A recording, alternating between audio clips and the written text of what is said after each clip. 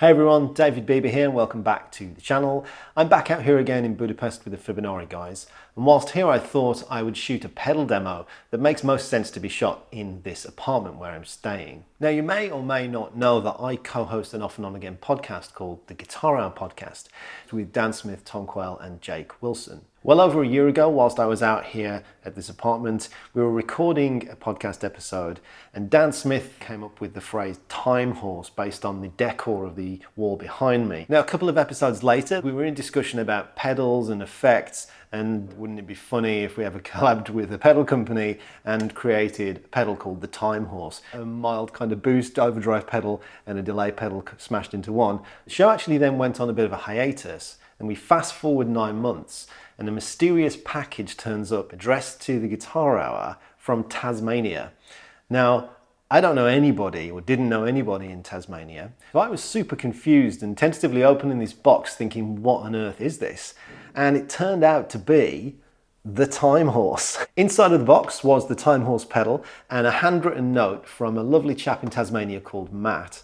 Now Matt's a friend of the show now and wanted to send his thanks and appreciation for all the things we've talked about over the years on the podcast and apparently enriching his guitar life.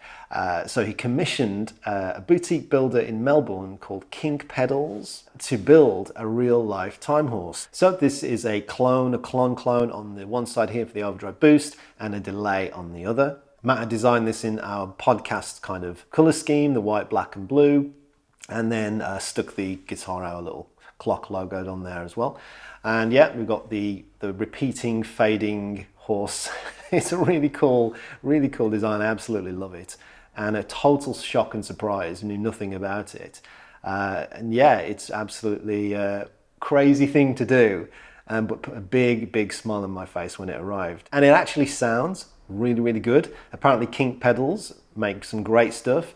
Do check out their website. This is not a sponsored video in any sense, in that I don't have anything to do with Kink. I've never spoke to them. Obviously it's sponsored in that Matt sent us the pedal. I'm not paid for it.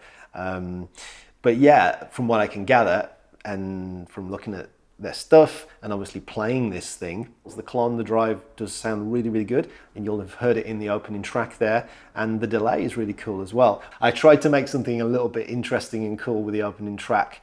I'll talk through the features and the sounds in just a moment. Big thanks to Matt. I hope you're enjoying that the podcast's now back more regular, and thanks to Kink Pedals for taking on the crazy Time Horse madness of this commission and build and building a really cool sounding pedal. As Matt said in his note, this is the first and only Time Horse pedal, so you can't buy them anyway.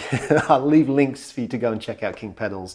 And if anyone really wanted a Time Horse Guitar Hour podcast custom pedal, then I would imagine that they wouldn't mind you asking to build one. But that reminds me, I have done a couple of Quad Cortex and Nano Cortex captures of the drive side of the pedal. So if anyone wants to check out, what it kind of sounds like, obviously it sounds like a clone, but if you've got a Quad Cortex or Nano Cortex, then you can grab those captures.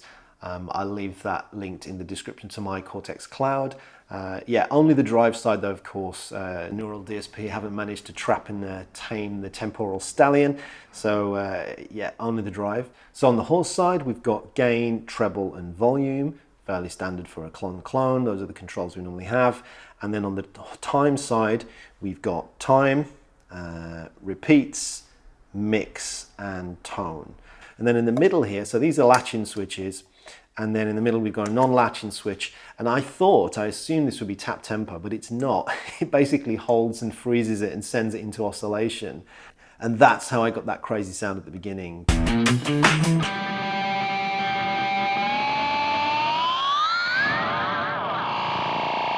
Running the drive into the delay and then the delay into the drive of the amp, holding the oscillating freeze and going all crazy and messing with the time.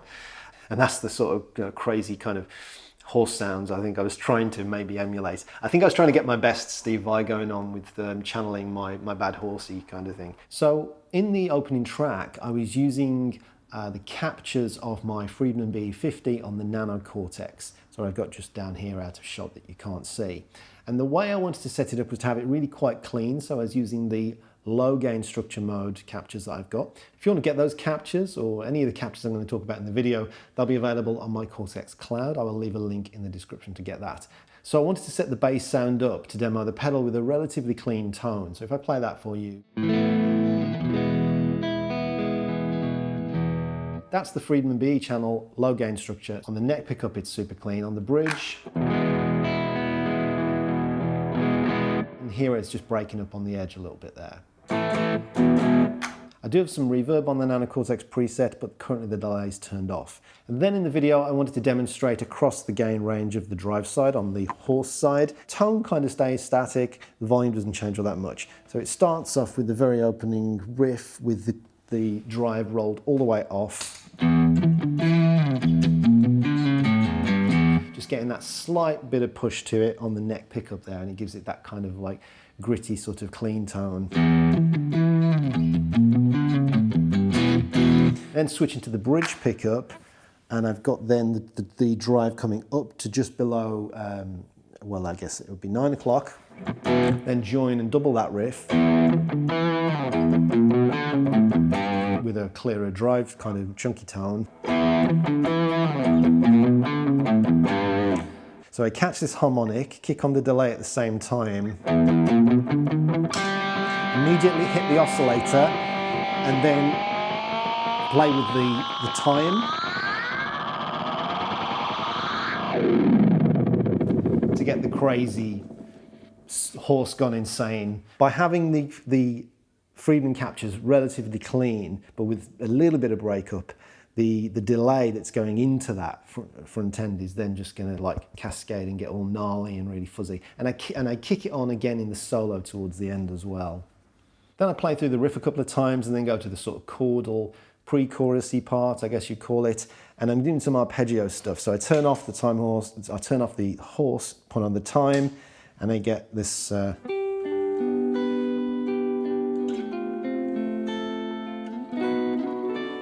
Then we hit the solo. Now I changed preset on the Nano Cortex. It's basically the same, but I've now got the tape delay of the Nano Cortex. So this is giving me it's ping-ponged as well.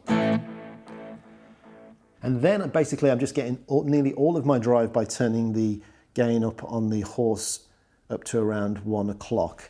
And it really does give a nice, clear, warm, saturated tone.